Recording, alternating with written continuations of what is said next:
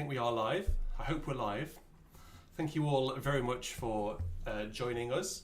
Thank you, Finala, for immediately crashing the party.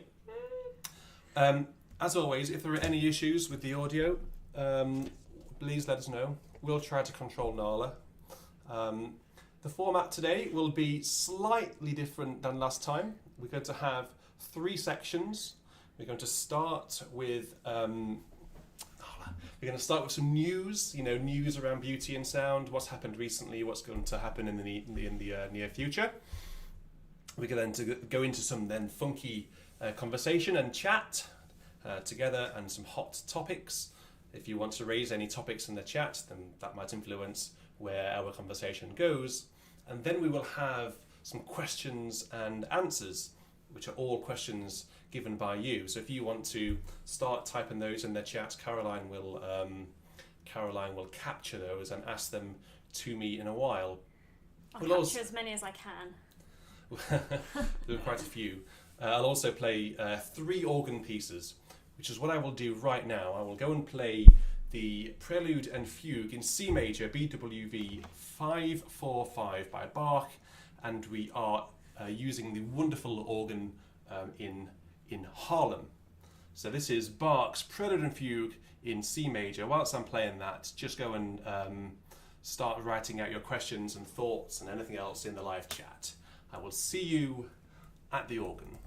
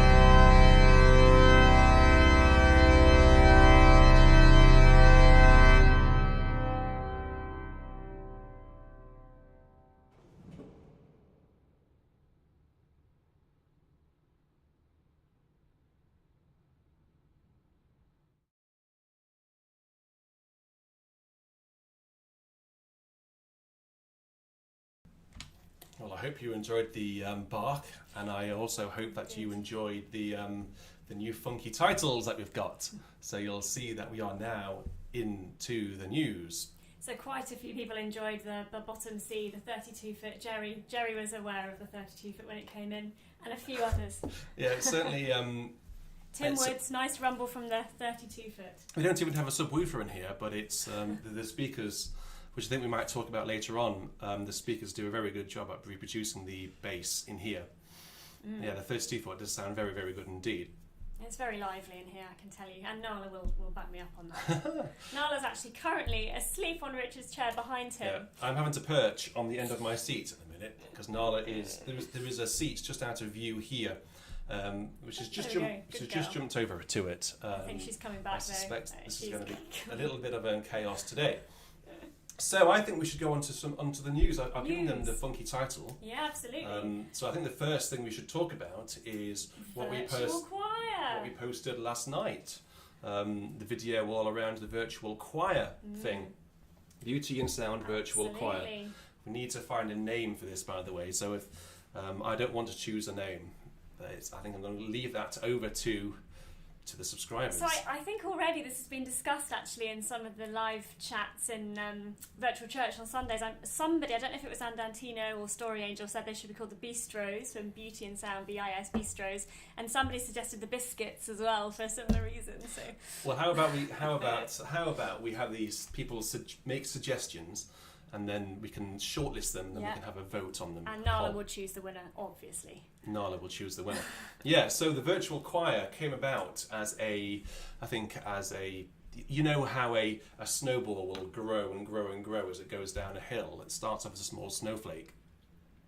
The virtual choir was a similar thing, I think. It was during one of our virtual churches. I'm going to get my virtuals all mixed up here. Virtual churches. Someone mentioned it in the chat, and then someone else said, "Oh, that's a good idea." And then I think someone else then, "Oh, yes, that's a really good idea." Yeah. And then I was a bit guilty of sort of drumming up support. Yeah, well, that putting doesn't the idea surprise in me. Richard's head. That doesn't surprise me at all, actually. Yeah, so I think it happened. It's now going to be a thing. How regularly it's going to be a thing is we're not entirely sure yet because there's a lot of work on my part. But it's something very exciting. I think the community, the Beauty and Sound community, will it's a good way to meet each other and get to know each other a little bit better, I suppose. There were a couple of questions, actually, comments on the video, other voice parts, so alto, tenor spaces, saying they could only hear me. If you listen carefully, Richard does solo out your part in a solo reed, isn't it? Yes, but I think I mean it's the standard harmony. So if you just want to plonk your way through on the piano, I'm sure you'll be fine. Don't worry about any wrong notes. It's we're not going for a finesse performance. Just keep it live. Okay, so look at this cat. It's ridiculous.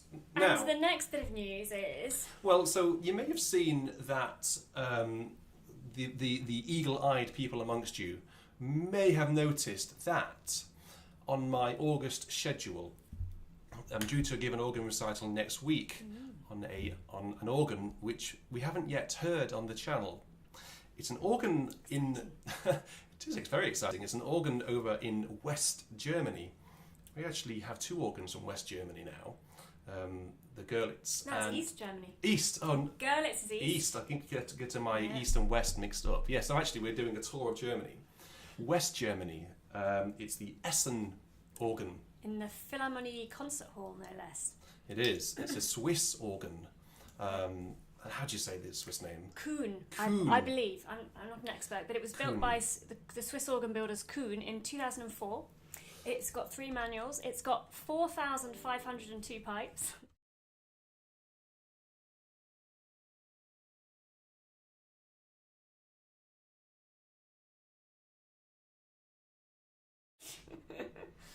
I have a feeling that the microphone may have been muted during the picture. Oh. Doesn't matter though. So the picture that they saw was the organ. Okay. Oh, it muted. It did mute. Samuel's confirmed it did mute. Okay, can they hear me now though? They can hear you now. Lovely. So I did a bit of googling this on the Kuhn Organ Builders website earlier. So it was built in 2004. It's got 3 manuals. 4,502 pipes. It's mechanical. I think Kuhn are quite a traditional organ builder in that they do hark back to their roots of primarily mechanical organs, but it says on the website it has balancing mechanisms and something called the Kuhn lever to make playing easy with high wind pressures. Do you know what that is, Richard? Well, I don't actually, but I'm not sure we need that on the virtual organ. Because No. this has got all the air it needs. You know, we have to imagine. It's it a rather being the real large thing. organ, and if I put the picture back, I'll put it on for about 3 seconds because we will be muted.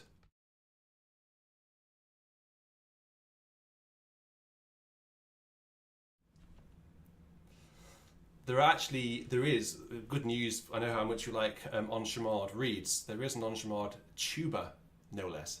I believe it's a tuba that's enchimard. It is. It's not often. It is. It's not often the tuba gets the limelight in the enchimard fashion. It's normally a trumpet or sort of a narrower sounding reed. But we have a tuba enchimard, so I'm going to play something which will make full use of the tuba next week.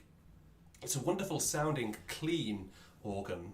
Like Caroline says, it's 3 manuals, so it actually fits rather well on the organ we have here. Actually, far more stops than I have, so I'm going to have to use the old launch pads. More on that later, actually. Yes. There's a question on launch pads later. Later on, yeah. So I'll get it set up. I need to get to know it first, but I'm looking forward to playing it to you. The next thing I wanted to talk about, I mentioned it before on the channel, is I have another sort of a sister site to the Beauty in Sound, which is actually very early on in its incarnation. But in going forwards, I probably will start separating out the content, the music content and the speaking content onto those 2 channels. It's my own channel. It's basically Richard McVeigh. If you look on YouTube and search for Richard McVeigh, you'll see it's around 600 subscribers, so it's fairly early on in its infancy. But like I say, the content will be split in the future on the two channels. So make sure you go and click subscribe on the other channel. And finally, I mentioned it a minute ago about the schedule thing. So I'm going to start putting out schedules for each month. You Americans, this is how we Brits, English people say schedule. There's a line in Jurassic Park, schedule, or is that schedule? So August schedule has been released. It's on the community posts already, and we're going to try and get into a pattern, a monthly pattern of content. August was a little bit all over the place because we came up with a schedule halfway through the month. But from September onwards, we will settle into a routine, so you know where you are and we know where we are. So each weekend will be slightly different. I'm glad to say that virtual church will remain on Sunday at the usual time, 5 o'clock BST. You all know your local times. But the Saturday evening video stream, whatever it is, will just be different each week. So keep an eye out for the schedules on the community post section of YouTube. Lovely. Right. Fantastic. A question came in earlier on today from Ollie, who is a young organist and composer in his teens, I think. OB composer. Yep. Good name. Also known as Ollie to me.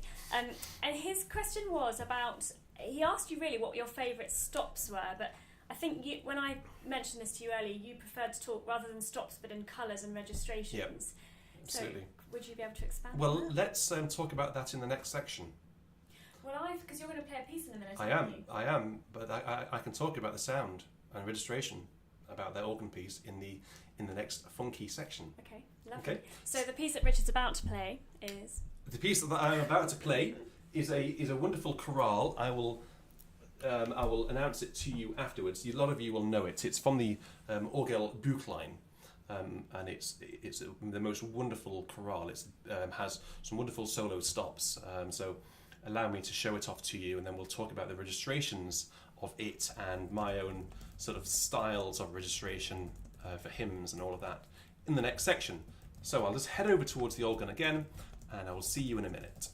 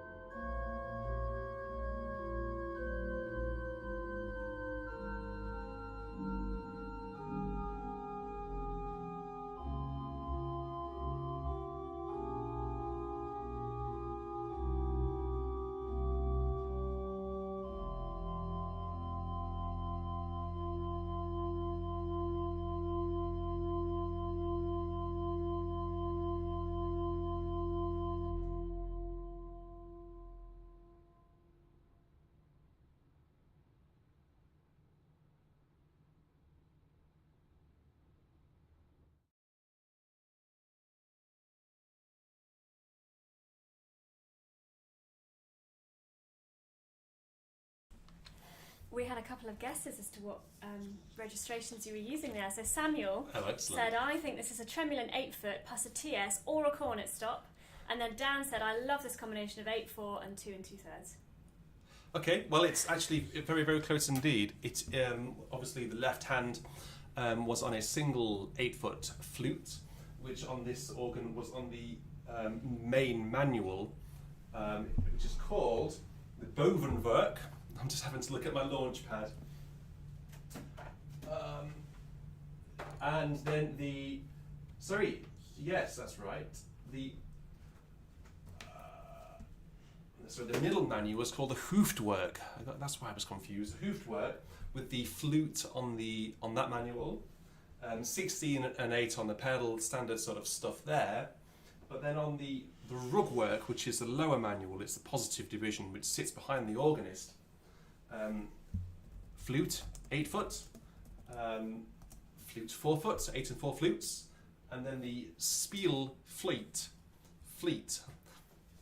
Maybe anyone who can speak Dutch better than I can, F-L-U-I-T, fluit. I think that's how you pronounce it. It's basically what we might know as a Nazard, 2 and 2/3, with the tremulant.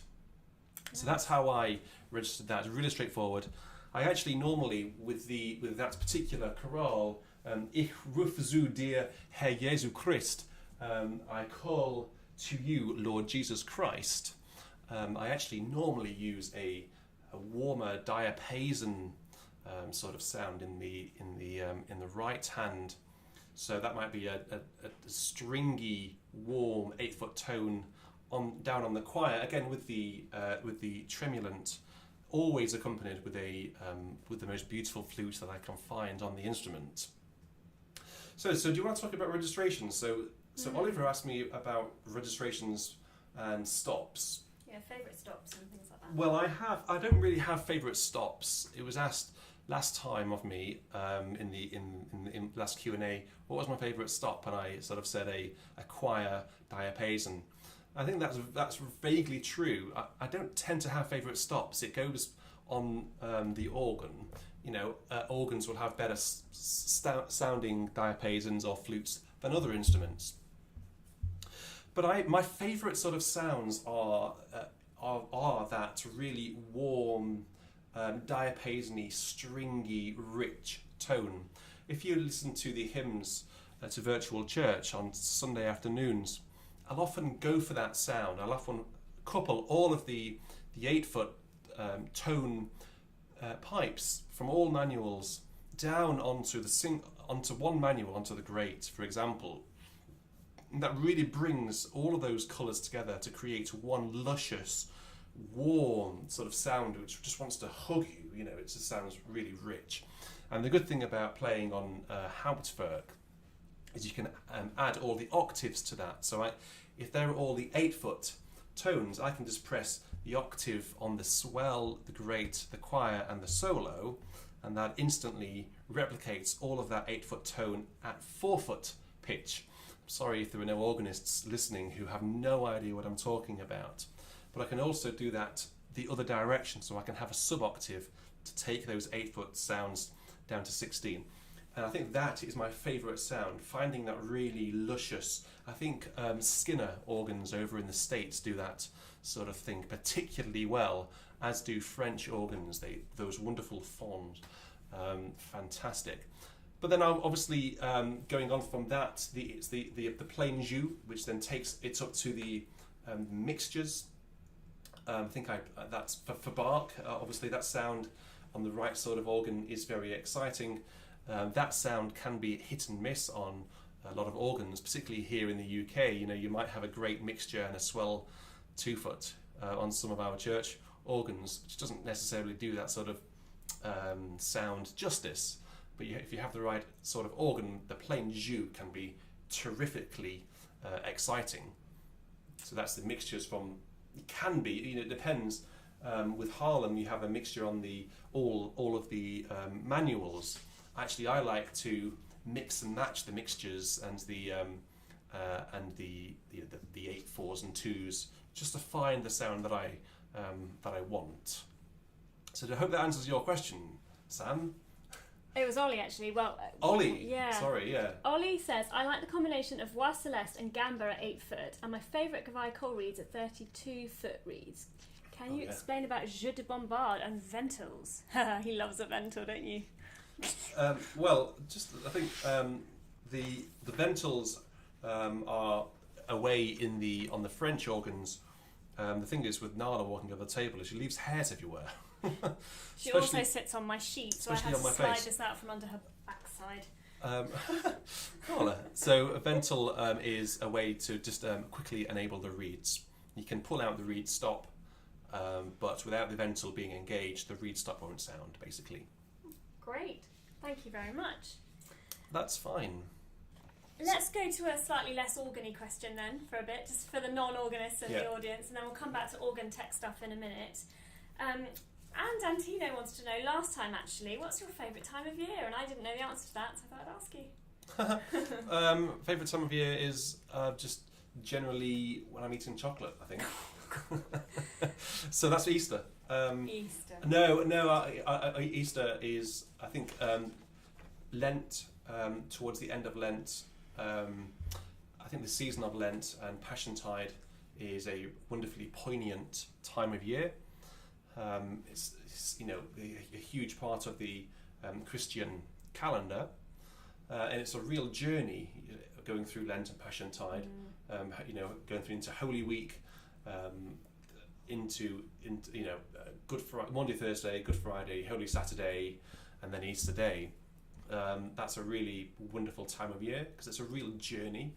You feel like you're really living those last few weeks and days that Christ had as a human, I suppose, and the music, I suppose, the reason personally for me, the music really enhances that spiritual journey. The choral music and the organ music written for that season is wonderful. And Easter Day arrives having had that epic journey, and it's exhausting. If you're training choirs and playing organs, doing all of that sort of stuff, it's a very busy time. But you arrive on Easter Day barely able to keep your eyes open. I think running on adrenaline, gets to Easter Day afternoon, and then you just flop on the sofa. But it's just like you've made it. You're there. You've sung "Thine Be the Glory" as the final hymn. When it's Easter Day morning, on full organ, everyone's singing with much gusto, and it's a real celebration. But then Christmas you can't go wrong with Christmas either. I like Easter as well because it's spring. The days are getting longer if you're in the northern hemisphere, I guess. The spring flowers are coming out. The gardens are starting to come into bloom. It's just a lovely time of year. I know Easter's very early sometimes, but generally it's in spring. I'd like to know what your favourite sort of music is from the season of that Lent Passiontide, because I think that's when the most beautiful pieces of music have been written. You think of Bach Passions, which are performed in Lent on Passiontide. Yeah. They're just the most wonderful pieces of choral music I think ever written. The Allegri, the small ditties like the Lotti Crucifixus, which comes from Passiontide. I think it's a really a lot of music comes from that season. And regulars to the Sunday virtual churches will know that Richard and I are very fond of Stainer's Crucifixion. We think that's just brilliant. That's a wonderful piece of Passiontide. Yeah, absolutely. Yeah. Great. I would just like to talk about something just briefly. This is related to the video I put online just a few weeks ago called Real versus Hauptwerk. And this is something I'd like to engage with you guys with as well. It's around the whole how real can a Hauptwerk organ be in comparison to a recording of the same organ produced on a CD or an LP or a digital download. It's not a comparison between going into the actual church and hearing the organ coming to you with your own ears. It's not that at all. And the reason I mention this is on one of the videos I put online, I think it was actually one of the ones from Harlem, one of the comments that I got was, and I will quote it, how deceptive can you be? And it was in relation to this listener expecting to hear the real organ rather than a fake. And that's exactly the point I'm trying to get to in the whole real versus Hauptwerk discussion. I will do a follow-up video to that in the coming weeks when I've got everything together. But I think, having these wonderful organs, having access to this virtual Harlem, is essentially such a treat, because it is a recording of the real organ. The real organ was recorded, the real pipes were recorded, and you're hearing the quality, a much more, dare I say it, supreme quality. If anybody went into the St. Rovo Kirk and just held up an iPhone and recorded someone playing the organ, if I sat at the console and played the real organ, and you held up your phone and recorded me, the quality of that recording, the audio quality of that recording, would not be anywhere near what the audio is here, because you'd hear the organ from the organ loft, so you'd hear a very unbalanced sound. The organ in Haarlem, for those who haven't been, is extremely tall, so that the tops at the very top, the organist can barely hear. It goes right over the organist's head into the church. So if Caroline's recording me at the console, that is a very untrue sound. You might get the visual. Sure, you'll get the visuals of the beautiful woodwork and the stops and all of that. But in terms of sound, it wouldn't be anywhere near as thrilling or realistic as what I'm giving you on this Hauptwerk organ. Just incidentally, with these organs, I can move the listener, you, around the church. So I can put you as close to the organ as possible, so then it's quite dry and in your face, or I can put you right back into the body of the church where it's really, really washy. So where you guys are sat listening to me play this organ, you are in the nave, looking up at the organ, somewhere in between the pulpit and the organ. So fairly close, actually. But I think this conversation needs more exploration. Smooth Silk just asked, do they record, when they're recording a Hauptwerk organ sample set, do they record each pipe individually? Yes, they do. They do indeed. And this is one of the areas where technology will not be able to emulate the sound of a recording on a CD. If you had a single pipe sounding on a CD, a solo stop, for example, the recording engineer who's produced that CD has recorded that sound through a microphone. The Hauptwerk, the equivalent stop, has also been recorded through a microphone, so you're hearing exactly the same sound, no doubt at all. What you're asking there, yes, all the pipes are recorded individually, but the difference is when on Hauptwerk you have all of those sounds sounding at the same time. In Hauptwerk it's just all individual sounds, all individual pipes coming at you. That sounds bizarre, but in the real church all those pipes are coming at you as well, but they're also all going into the same acoustic, into the same building. And you'll all know that an acoustic and a reverberation and a space, whether it's a church, concert hall, or a cathedral, or a tiled bathroom, will add something to the sound. It will add a colour to it. It will add a very unique sound.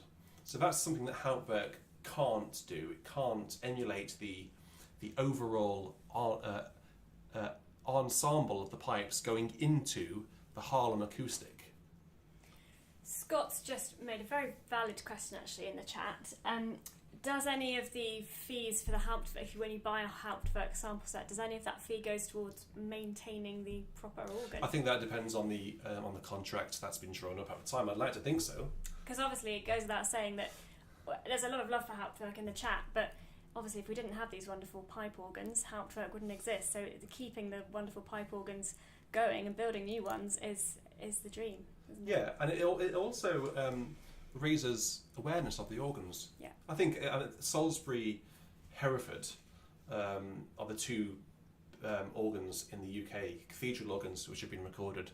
Peterborough has been recorded incidentally as well, but Salisbury and Hereford, I think, now have a much bigger worldwide fan base because of Hauptwerk than they would have done otherwise. Therefore, Salisbury, if someone has experienced Salisbury through Hauptwerk and really likes it and really wants to hear it, if that person makes a trip to the UK, they may well make an effort to go to the cathedral to hear an organ recital. Yeah. So it brings more people in. So I do agree, or I do think that Hauptwerk brings the organs to a much bigger audience. The way I look at this is, as a non-organist, is what would JS Bach think? I think he'd be delighted to have Hauptwerk in his life. So that's. I think if he was able to travel forward in time into, let's just say he popped in here to have a go on this, I think his wig would fall off. I think he'd be so amazed about what's happening in 2020. Able to play Harlem. Maybe not 2020, 2019. Well, I mean, in terms of these organs, these electric organs, it's amazing how far organs have come along. Yeah. And I guess in another 20, 30, 40 years, where will we be? If you think back to the organs 20 or so years ago, the days before Hauptwerk, the electric organs that we've heard from the 90s, not entirely convincing, I would say. I'm going to steer you away from this topic now because I know you could talk about it all night, so I'm going to gently steer you away. Another Richard has said, thanks for all the detail about organs, but when can I get to hear the choir singing O Magnum Mysterium on your videos? O Magnum Mysterium? Which I think is Consort SW1. Well, that's... are you talking about the Christmas recording we made last year? I guess so. Yeah, we did it live here in Winchester. In the days when you could have a live concert with lots of people. So this is the sort of thing I mentioned over in the news section about splitting off the content into different channels. So have sister channels and all under the same brand, but just on different channels. So people's expectations of the content is met. You know, this channel where we are now, Beauty and Sound, it's organ focused and virtual church focused and chat focused. It's all of those things, but do we want to have chat on another channel, organ on one channel, a virtual church on another, and Consort SW1 on another? You know, it's so yes, that the recording that we did last year live, by the way, Caroline was there singing the soprano part. Will make an appearance again, just where and when. Well, I suppose we should put it on in Advent. Yeah, absolutely. Or Christmas as Christmas piece, isn't it? And Tom would like to know, while we're talking choirs, what's the largest choir you've ever directed? How many how big? Oh, well, over 100. Over 100, Choral societies over here in the UK can be very large. I think it was one in York, actually the biggest one I've conducted. The one I work with down in Hampshire is not quite as big as the one I had in York. I didn't direct the one in York. I was merely the accompanist, but I occasionally conducted it, and it's a very different experience to conducting a smaller chamber choir. Very, very different indeed. And I would say the chamber choir experience is far more. Well, it's very personal because you get to know everyone and you hear everyone. But a big choral society, you can't always hear everyone, to be honest, and it's so over 100 people. It's sometimes it's like herding cats. You got people, the basses are wandering off in different directions. Herding gnarlers. The sopranos warbling away. It's a good experience, though. It's good fun. It's good for any choir conductor. Roger asked, I'm sorry Roger, you asked this before the last Q&A session and I just didn't pick the questions up, so I do apologise, but I'm asking it now for Roger, one of our loyal supporters. What is the difference between you recording yourself playing the organ in a cathedral versus recording the Hauptwerk at home? Differences between recording setup. Quite a lot. The simple answer to that is, there is a big difference, but the simple answer to that is the organ here is recorded. There are no microphones, basically, when I'm recording an organ video or an organ recital or anything here to do with the organ. There are no microphones on. The organ is recorded directly into the computer. The computer picks up the audio and saves it as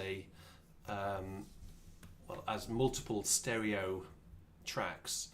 So what I'm able to do in post-production, and this is the way I've configured Hauptwerk to record, is it records each individual manual in stereo. So the swell gets recorded on one track, the grate, the choir, the pedal, and the solo and the chamades, if we're at Rotterdam, they all get recorded individually, and that allows me to then in post prod to then play around. Post prod. It's the word for audio techies like me.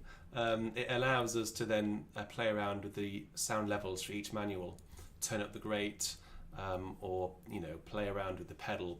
But there can also what I can't do on real cathedral organs, on Hauptwerk, I can voice the organ to my own requirements, my own sort of taste, and that's what I do. I spend a long time voicing organs. That means I can turn down the volume. I think I mentioned this in my chamber organ video. I can turn down the volume for stops, individual stops, or I can turn down the volume or even up the volume if it's the 32-foot reed. I can manipulate and play around with the volumes across the entire specification. So that's something that I can't do on real organs. Of course, real organs, microphone setup, normally two stereo pairs, one close, one further back, just to get the body and the closeness. And he's got some extremely tall microphone stands for use in cathedrals because you need to go up high to you have to, don't you? At the best, You have to. And it's the same when he's recording choirs as well. So when he recorded that Advent concert that Richard was talking about for the choir, he had some very, very high speakers because you need to catch the sound in the acoustic as it goes up into the rafters, into the fan-vaulted ceiling. Or whatever. So we are actually in the questions section, I suppose. We sort of I've got lots of questions. Drifted into the questions section. So before we get into that proper, let me give them the funky title again.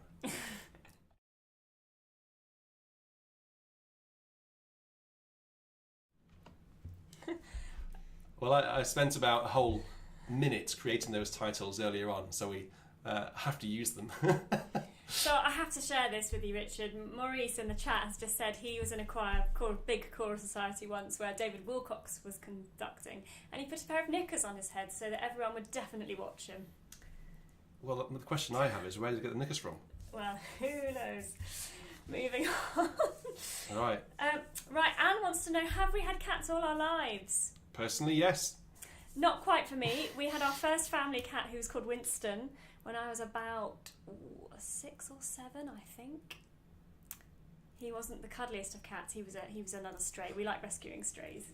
Yeah, we've had lots of strays, haven't we? The only cat I've ever had which hasn't been a stray was the first cat we had, called Sophie, which has since become my favourite girl's name. Actually, I think it's because we had Sophie. Sophie, she was like a sister to me. She was 2 or 3 when I was born. She was 2 or 3 years old. So I grew up with this cat, and she passed away when I was 17. So at a grand old age, and I think they do become part of the family. And when you lose a cat or a dog, it's like losing a member of the family. But yeah, I've always had cats. The only time I didn't have a cat was through university, and during my first year as organ scholar, which was at Chester. So that was 4 years I didn't live with a cat. But then as soon as I moved in to my organ scholar flat at York, I got a cat there called Millie, and then we got Lottie and Finzi, who you can see on the organ. Yeah. the wooden cats just behind me there. And then when they eventually passed away, Nala and Bobby have who you know well, who are on the scene now. Yes, not as much on the scene as she was 10 minutes ago. Melissa would like to know, what's your dream day job? Your dream job? The dream job would be to be able to do this for you full time. Oh, that's nice, isn't it? And I'm trying to get there. Recording other people playing organs, so sound recording. I got into doing this YouTube channel because I just love sound recording. I love sound technology. I love sitting at the computer in the studio and playing around with audio, playing around with the video. I find that sort of thing. You have a blank canvas, you know, with audio and video. You start with a blank canvas. That's always such a daunting thing for me. Even like writing emails or starting a letter, having that blank, that sense of nothingness, and then going from nothing into something is the hardest bit. But once it starts, it just becomes then just so enthralling, and I love it. I love it. So being able to record cathedral organs, church organs, chapel organs. There was a wonderful LP series called Great Cathedral Organs, which some of you will no doubt have, and I'd just love to go around and replicate that, but just add a televisual element to it, and go and talk to the organists and ask them to demonstrate the organ with certain stops, that sort of thing. I'd love to do that, actually. If that was a full-time job, then I can say that I've made it. I apologise if I keep touching my nose. I've definitely got a cat hair somewhere, which is annoying me too. There's one floating around just there. Exactly. Actually, I saw it. Yeah. Daniel wants to know, what's your most requested organ piece? What piece gets requested more than any other? Well, gosh, I think when we first started doing the organ recitals, I think we started doing them in March. Was the first one in March? I think it was. It was completely it was chaotic and carnage, which they still are. But then, when I was really pushing for the let's do an organ recital by request, I think it was the Wir danken dir Gott. Really? Bach. I think so. Yeah. You're quite a discerning crowd, really. The great British public would want Vidor's Toccata. No, that wasn't every day of the week, but no, really you're very discerning. Requested much, actually. I've played it a few times. You're a knowledgeable audience. I've done it on Rotterdam. Yeah. Done it at Caen. But I think the Wir danken, Dear God, Wir danken. A great choice, if I may say so. And actually, I learnt it especially for, well, you know who you are, don't you, Roger? I bought it specially, and I think it arrived on the Tuesday or Wednesday during the week, and I scheduled to play it on the Saturday. So, yeah, having to learn it at warp speed. I think that was intense, but the most intense learning was definitely the Messiaen. L'Ascension. Transport de Joie. Yeah, that was the most... Well, I think Elizabeth Stratford in the chat last time asked me what was the downsides of living with an organist. There aren't really many downsides, but that when he's learning a piece incredibly intensively, like the Messiaen or that Wir danken dir Gott, you hear the same tricky corners over and over again, and he never goes on to the slightly easier bars afterwards. You just hear the same tricky corners. All right. And you know the tricky corners. You know when they're coming, because you know exactly which ones they are, because you've heard them 50 times. Yeah, I did that because I really wanted to push myself. I really wanted to see whether I could. And you nailed it. Could do it. Well, the thing is, because I learnt it so quickly, I didn't really commit it to muscle memory, or it basically went in short-term memory. And I think if I picked it up now, I'd have to spend a good few hours again at it. I think that's the case when, as a, if there are any young organists watching who want to go into the cathedral scene, you'll find that a crucial skill above everything else, being a cathedral organist, getting through that churn of repertoire, is sight reading. Sight reading is just so important to be able to be a competent professional organist, simply because you are getting through so much stuff and you have so little time to be able to learn it. You'll often learn it on a wing and a prayer. in places like St Paul's in London and Westminster Abbey also in London, the organist gets very, very little practice time. So often the only practice time the organist will get is the hour before the evensong rehearsal. So to learn something, that quick is really, really important. And I think that was one skill which I really picked up from being an organ scholar and then an assistant organist at a cathedral, was that ability on how to learn things really quickly. It's an art, and actually we should talk about that at some point in the future. Maybe I could do a video on that, how to improve your sight reading ability or skills. Well, our friend Fraser's in the chat tonight, and he does quite a lot of instructional videos on that. So he did one on how to play a toccata, didn't he? Which I was watching the other day. Did he? Not that I could play. Oh, the Dubois. Yeah, I think that one. Yeah. Well, good to have you, Fraser. Let's hook up and we'll do something. Tim would like to know if you play the Reinberger snartus, and do you like them? I do play one of them, number 8 in E minor. In fact, when I did my recital at St Paul's a few years ago, I played that sonata. Actually, that would work well on one of these organs. Well, come on then, what are you waiting for? It ends with a wonderful Passacaglia.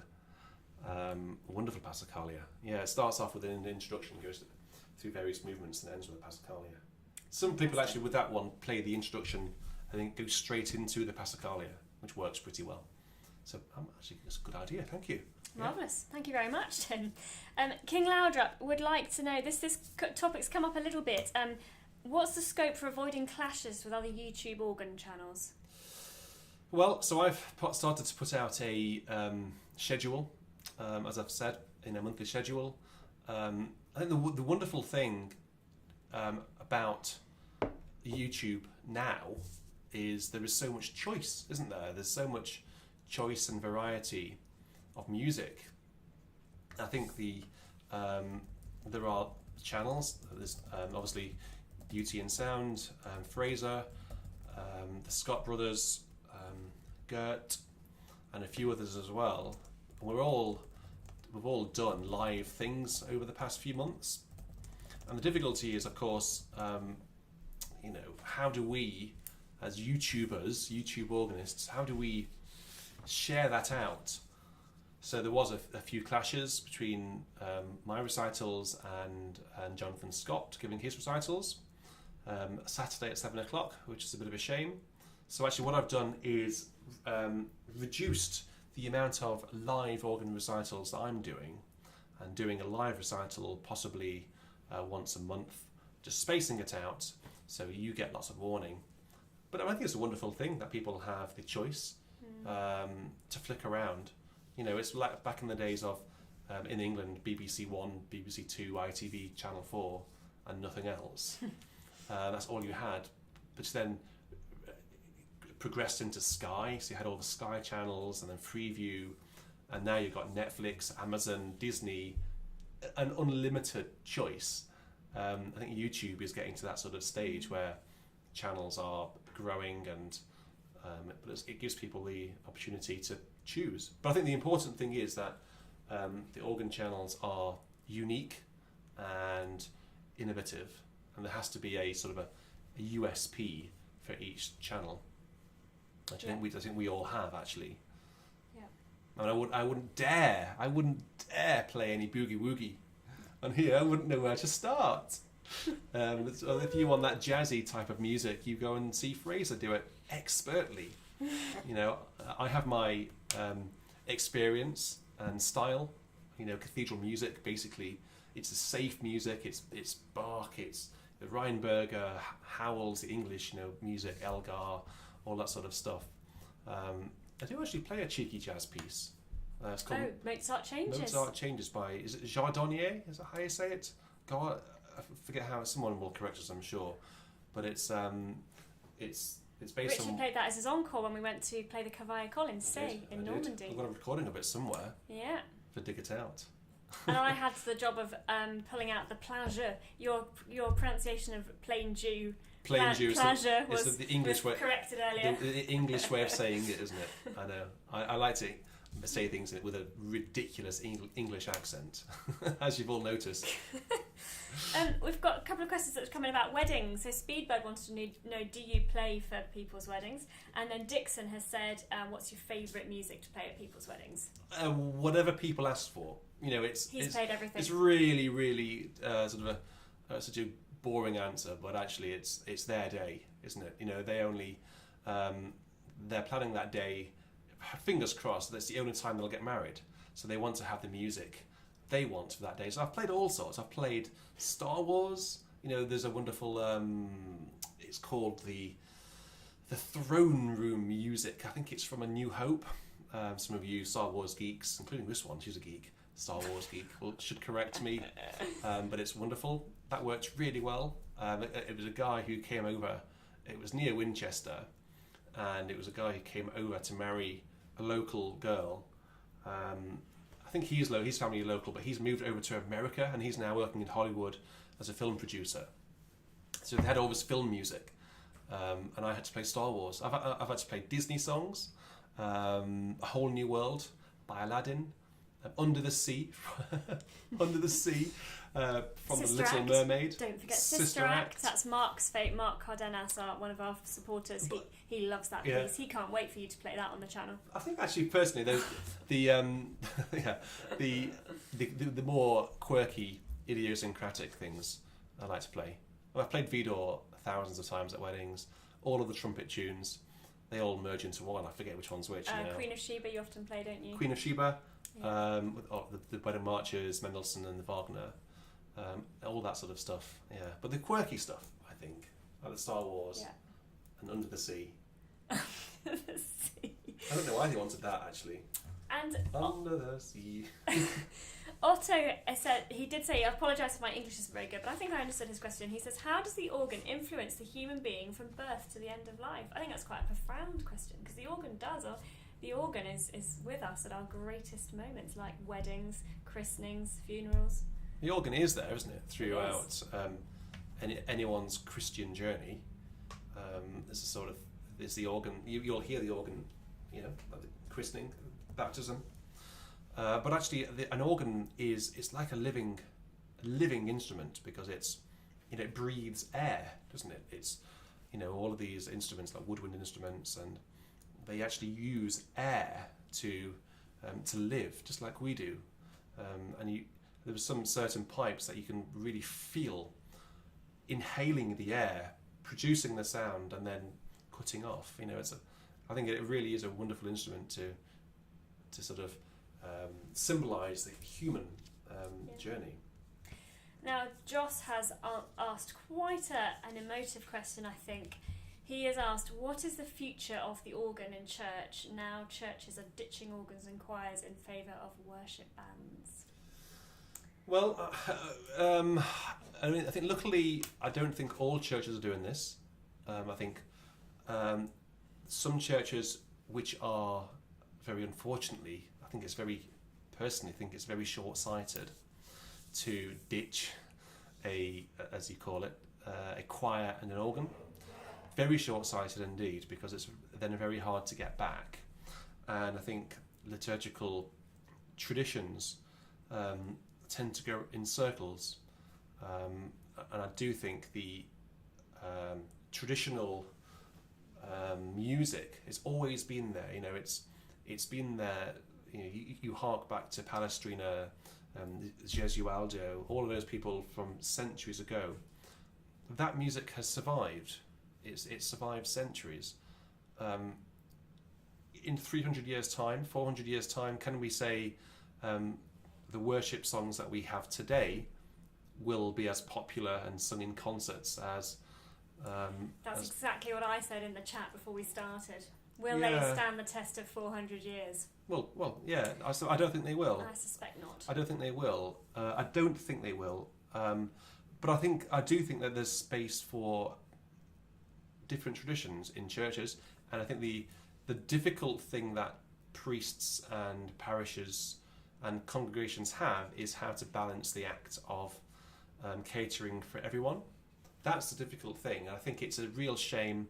I don't have an issue with there being different styles of worship in churches at all. I've always been pro diversity in terms of music and styles and flavours. But I do think it's a real shame that the vicars, the priests, the church wardens, the committees are not very good at catering for everyone. I think a church which decides to go in one direction and one direction only is shooting itself in its foot. I think there's no easy answer to that, unfortunately. We're going back now to a more technical question.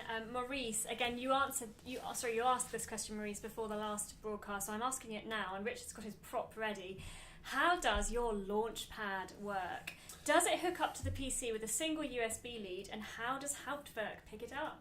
Well, so this is a launch pad which I use for Rotterdam, and as you can see, it's just got some masking tape on it and a bunch of numbers.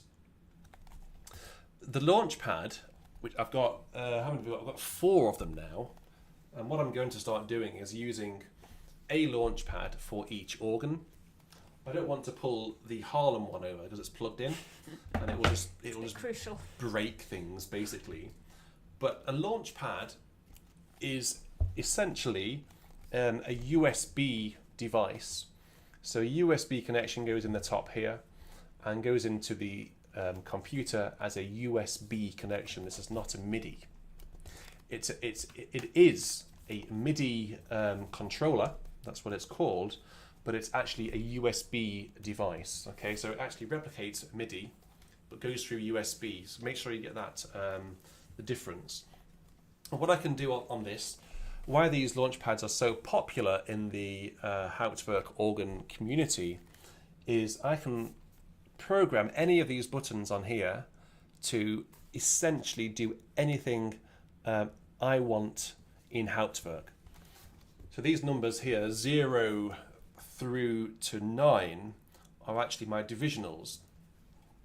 So the divisional or sequencer may start at number 1. So 1, 2, 3, 4, 5, 6, 7, 8, 9. And then when you get to 10, it goes to 0. So that's like a 10. 11, 12, 13, 14, 15, 16, 17, 18, 19, 20.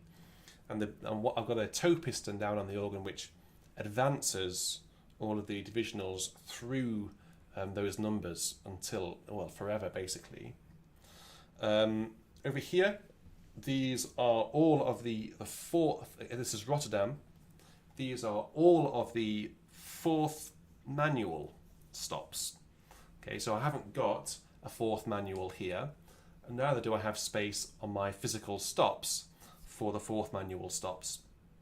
So when I'm playing Rotterdam, you'll see me leaning over and pressing buttons on here, and what I'm doing is I'm pressing the stops here for the 4th manual.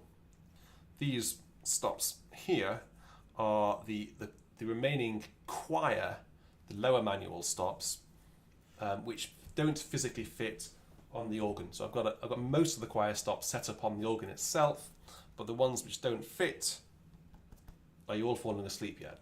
No, I think there's some enthusiasm in the chat for this. On here. So I can also then go through the generals and sequencer using these buttons here, and setter button, and these buttons here are set to different organs. So I can press a button, this one here, and it will load Friesach.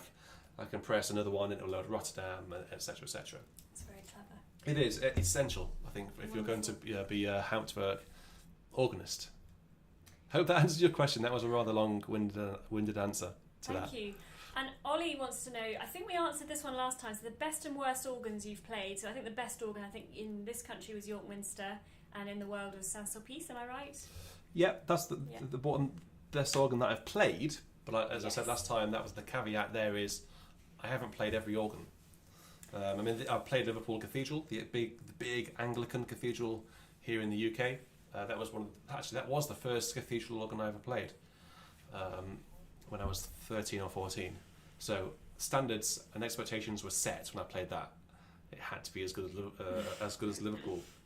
And the worst organ? So the worst organ, well, there was a particularly interesting organ in Italy when I went on a choir tour with the York Minster Choir. There was a one manual organ which I think had more bird droppings on it than nothing else. It barely turned on, but I said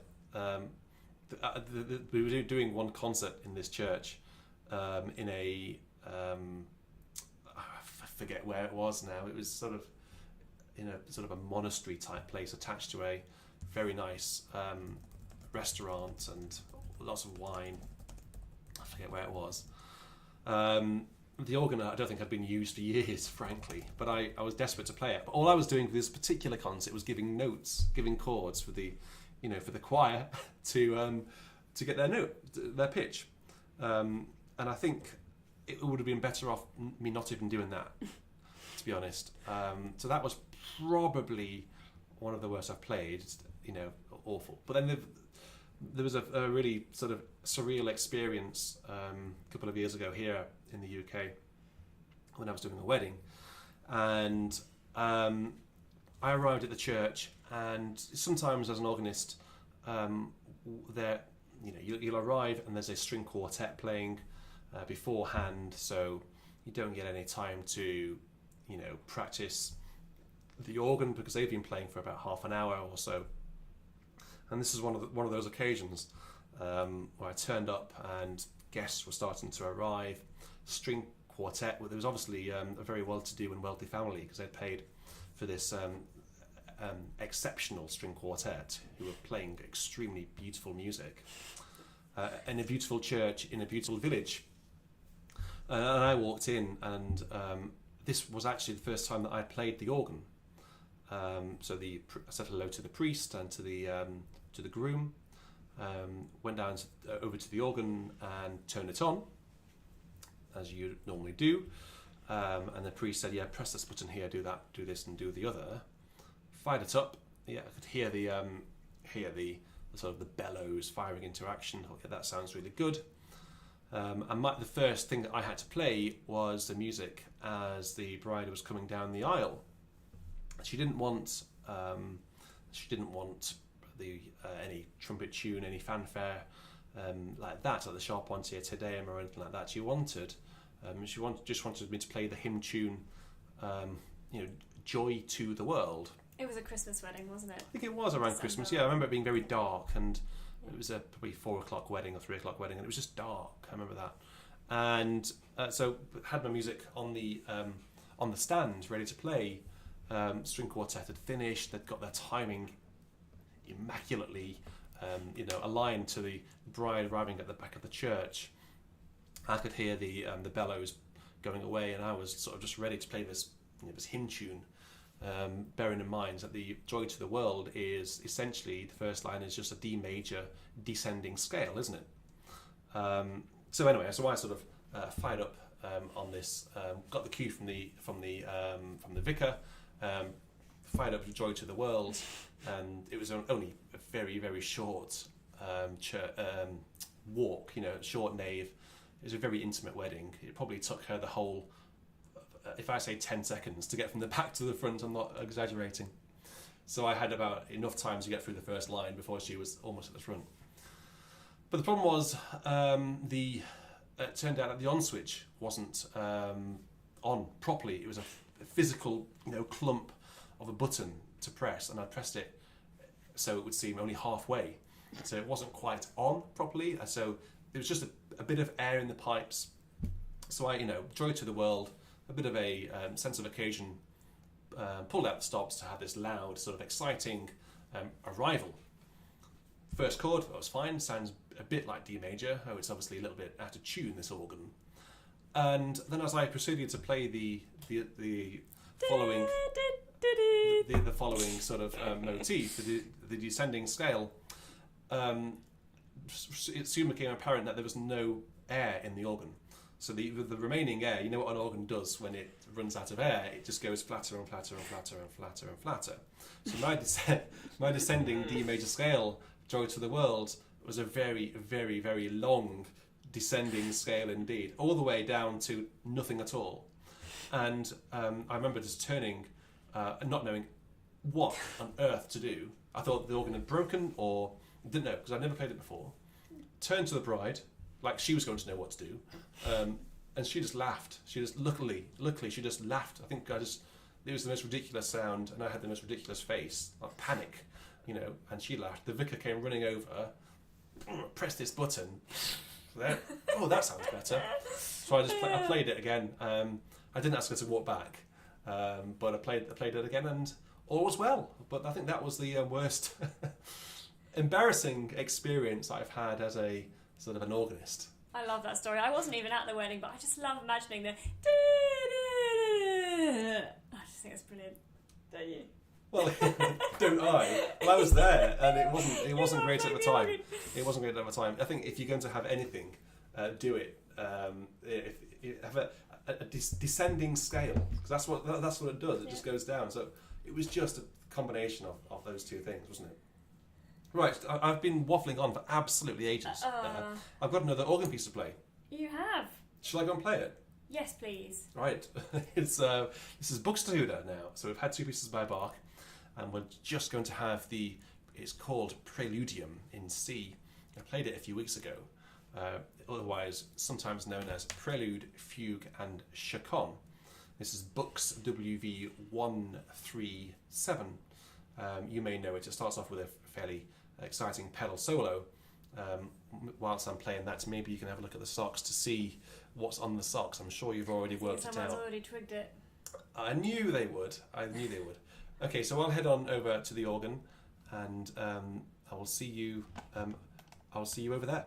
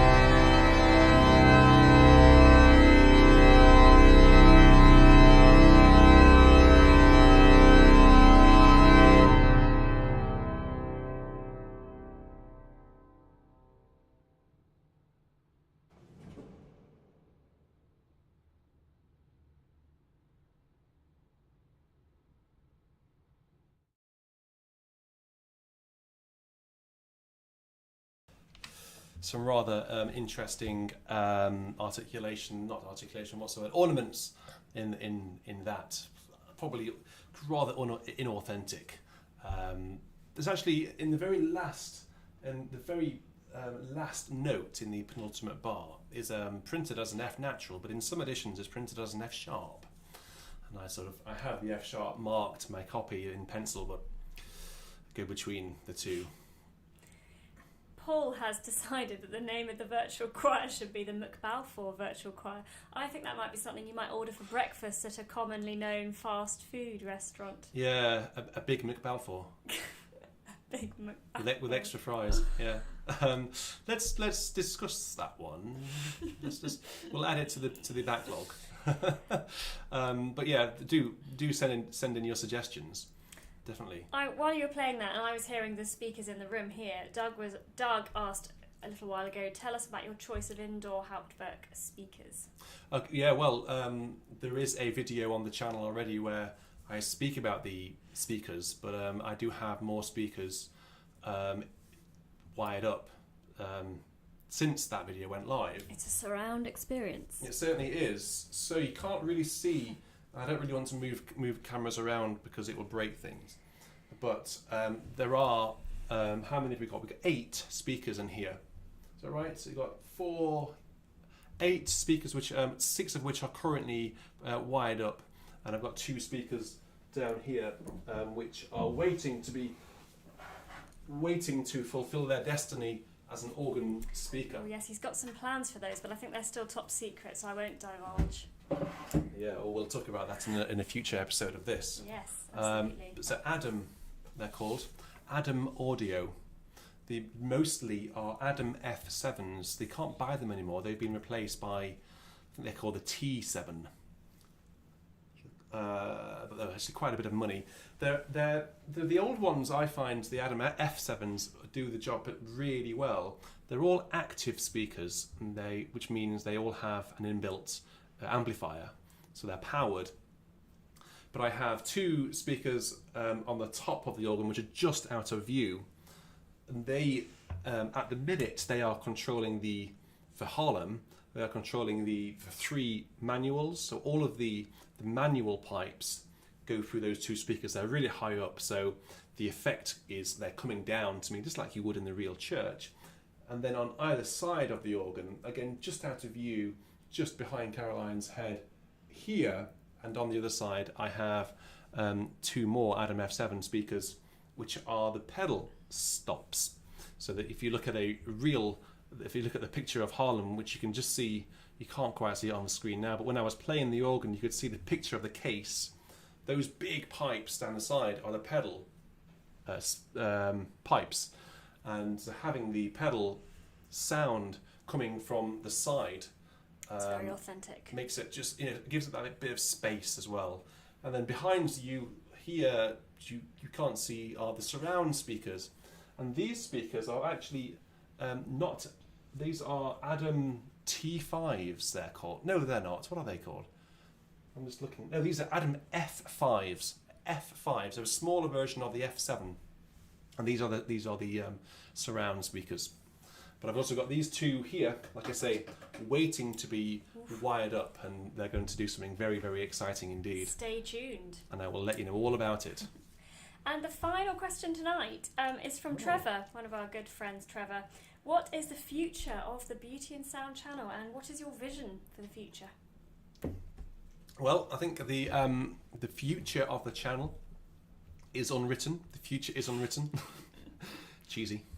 But I think the vision, I can certainly tell you about the vision. The vision I have is to build I guess is to continue building the community.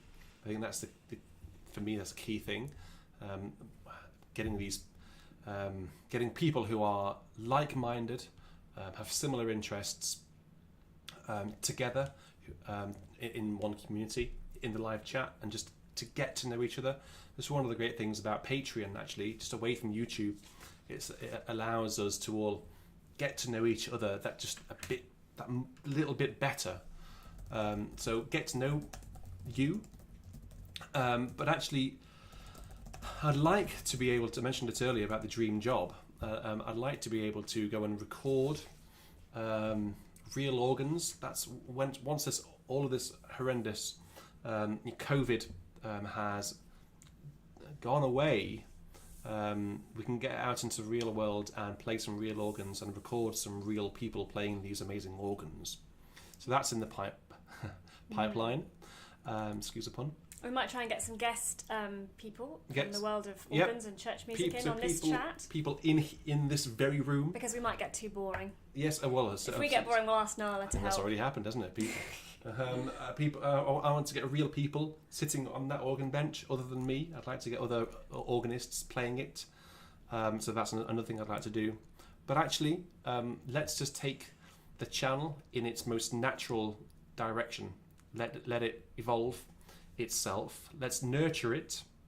With those wonderful organs and recitals. But let's just let it evolve naturally. I think with these sorts of things, you can't plan things too precisely. There has to be a sense of letting it sort of, grow itself. Find its feet. Because when I started doing the channel, I had no idea. I didn't plan that today we'd be sat here doing this. It's just these things just evolve and come to light over time. So it also depends on what you guys want as well. Feedback is really important. Let us know, yeah, feedback is really important. That's why I ask for feedback. A lot of the Patreons do. They give me a lot of feedback, and it's really good to be able to mould the channel based on that honest feedback that we get from them. So great. I think that's the vision, really. I hope that's a good one. Scott wants to know if I play the organ. No, I don't play the organ, Scott. I can play the piano. I do have my grade 8 piano from quite a few years ago now when I was at school, but I don't play pedals. Can't play pedals. I think what would make for a really great video is if you played the organ. I do think that would be. I think you might all unsubscribe. Well, we'll see. We get you an easy piece. Maybe give you a challenge. Give me a challenge to see if you can learn something. Maybe I should sign up for lessons with Fraser. He might be more patient than you. Yes. Oh, what are you saying? Me? Am I not patient? I don't know. I've never tried. What? Testing my patience? Yeah. Yeah. Well, I think my parents might know something about that. I think I tried to teach my dad the piano, and his fingers wouldn't move in the right directions. I couldn't understand why he couldn't play it. It was easy. And Steve would like to know, this is a good one actually for you, Richard. On your perfect food day, what would you have for breakfast, lunch and dinner? Breakfast, I'd probably have shreddies. Yes, I like my shreddies in the morning with really cold milk and a cup of tea. Can't beat that. Probably have an orange juice on the side somewhere as well. Fresh orange juice with bits. Thank you. Lunch would probably go... blimey. It's a perfect food day. This is almost too much, isn't it? Where are we? Oh, I don't know. Anywhere. What's your favourite lunch food? Could be anything. Oh gosh. Well, the thing is, you don't want to eat too much food at lunch because then that spoils the evening meal, doesn't it? So the evening meal is going to be a good meaty steak, isn't it, or something like that. It's like Christmas Day. Christmas Day arrives and you just spend the entire day grazing. It starts in the morning with, well, I do anyway, with my shreddies, and then just graze for the entire day. Get home, have a Christmas lunch.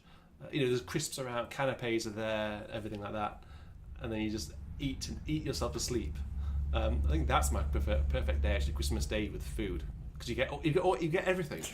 You get the shreddies in the morning, and then you get home from church. Then you get the sort of the crisps. I don't mind crisps. It's a bit tacky, isn't it? But I'm thinking of The Vicar of Dibley. So apologies to those of you who aren't in the UK. Yeah. There's a comedy in this country called The Vicar of Dibley with Dawn French, and there's one Christmas episode where she goes around to all her parishioners who make her lunch, and she just, by the end of the day, she's completely stuffed. Yeah. But she's so polite she can't refuse any food from any of them. That has been like that, actually. I have done similar things to that when I was one of the organists at the cathedral, Winchester.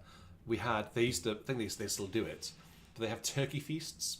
So the choristers, the boys and the girls, have a turkey feast, it's called, and it's one of the best things they do in the entire year. They have they all get together on just in the week leading up to Christmas, have their turkey feast, party poppers, and then they play games.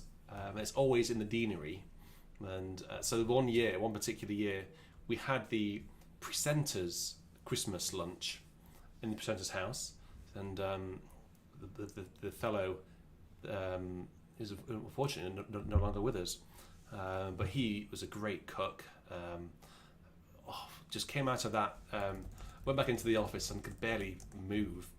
But then, of course, in the evening it was a turkey feast, so it was very similar to Dawn French, going from one turkey to another turkey, and then essentially rolling home like a turkey.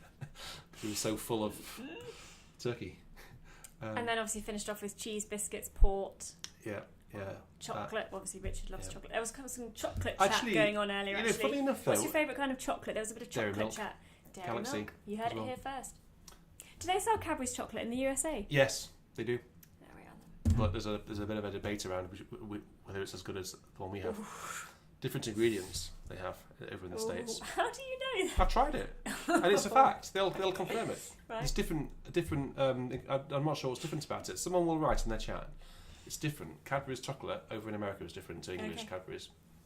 What was I going to say? I was going to say something about eating again. Why are we talking about food? Because Steve asked the question. Yeah, eating and playing the organ is not something that I do, actually. I never drink. This is... Oh, come on. You have a bag of minstrels. This is... it's different as chocolate. But this is always a soft drink. Always a soft drink. I'll never drink anything before playing. But I can't eat before playing either. I can't have a big meal before playing the organ. I always feel a little bit lethargic after I've eaten. And the concentration levels go down. We're different actually. When Richard and I do choir concerts, so if he's directing and I'm singing, I have to eat something before I sing, because if I sing on an empty stomach, every time I breathe in, my tummy rumbles, which is a bit disconcerting. It is a bit, yeah. In a quiet moment in a piece where it's like silence and you breathe in and your tummy rumbles. But Richard, on the other hand, can't eat a thing until it's all over. So we have a slight difference of dietary needs. We do indeed, yeah. We do indeed. So I think that's it. We've come to the I think end of our I think we've been going for an hour and a half. I think people will want to go and have their tea now. Go and get some food. A note on which to finish. Diego is in the chat tonight, Hello. and apparently it's the Feast of the Assumption today in the Catholic world. Oh, is it? Yes. I'm actually playing a service in a Catholic cathedral down in Arundel. You may have seen my organ recital from Arundel on the channel. I'm playing there tomorrow morning, so I guess we'll be celebrating it tomorrow. So there we are. Actually, if you want to let us, I can't think of anything offhand music, organ piece wise that I should play.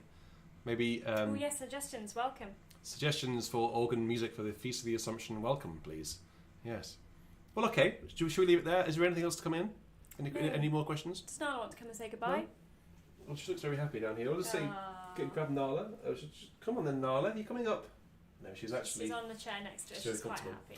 Well, look, thank you very much indeed. If these things are what you'd like to see more of, we've actually spoken quite a bit today. We haven't entirely stuck to schedule. It's all that chat about real versus Hauptwerk, which wasn't on my list. And food as well. And food, yeah. But it's something that we'd like to do. So if you like these sorts of things, if you like these Q&As and chats, there should be some background music playing, but I don't think it's playing. Oh, here she is. I'll try and fix that for next time. You know what could we do better? And also, what could we talk about? I'd like to start talking about things that interest you and that you want to know more about. It's not just questions as such, but topics. I'd like to start talking about hot potatoes. Non-political though. We're not a political channel at all. We're just selling a positive musical organ story to try and keep it non-political. Positive. Yeah. Okay. Well, thank you very much. I do hope you've enjoyed it, and I do hope that you have a wonderful weekend. Hope to see you tomorrow at UK time of 5 o'clock. Check out for your local times wherever you are in the world. It's wonderful because we have so many people from around the world. And get busy recording your Praise to the Lord the Almighty, the King of Creation. The virtual choir. Get busy. Yes, do. Yes, the more. I did want to say actually, if any of you are not comfortable singing harmony, so if you're a man, for example, or an alto, and you're not comfortable singing harmony, just submit the first verse or the first and last verses. It really doesn't matter. Just sing in unison where you can. Yep. Anything. Everyone gets involved. Yep. It'll just be a free for all. It'll be a lot of fun. And people were asking, "Oh, do I have to roll my R's?" Goodness, no. I mean, don't worry. Just if you want to. You don't have to. Roll That's away. a minor detail. Participation is the key. Yes, indeed, and there'll be a lot of organ underneath you to hide you as well. The organ that I recorded for the video last night was a very soft and very understated rendition of Lobe den Herren. I think you may agree, but when we do the final thing, it will be much more raucous. I think Nala has come. She's now here to say cheerio. If these videos, if you like them, if you're particularly taken by them, please do consider becoming one of our Patreons. We have 155 Patreons, a very, very supportive community indeed. Patreons support me, they support Caroline, they support Nala, but they actually it supports the channel. It allows us to do this. So if that interests you, have a look. patreon.com/richard.beautyinsound. Tomorrow, 5 o'clock, get requesting those hymns, and what shall we play first? We will. Haven't decided yet. That's always a surprise, though, isn't it? Well, I normally have something in mind. Well, I know. Actually, it's normally a surprise for me as well. I will see you over in the virtual church on the organ tomorrow at 5 o'clock. So until then, I will say cheerio and stay safe. Goodbye. Bye-bye.